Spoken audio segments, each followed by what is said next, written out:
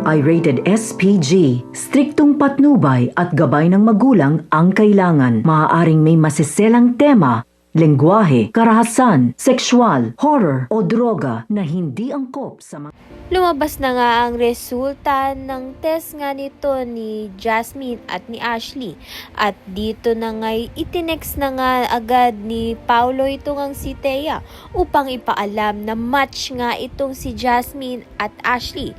Kaya naman nga't kinikailangan na nga ni Ashley na mag-donate nga dito kay Jasmine. Samantalang napapansin naman nga ni Marge na iniiwasan nga siya nito ni Edward. Subalit hindi nga alam ni Edward na nagpa-test na nga itong si Ashley. Dito nga kay Jasmine at match na nga siya. Kaya naman nga't nagalit itong si Edward dito nga kay Thea dahil ginawa nga nila ang test ng hindi nga alam ni Edward.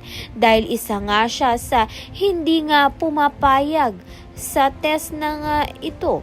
Subalit ito na nga ang kabayaran ni Thea sa mga kasalanan nga niya, lalong-lalo na nga dito kay Marge at sa pamilya Torrecampo. Kaya naman nga't yan at iba pa ang dapat nating pakaabangan.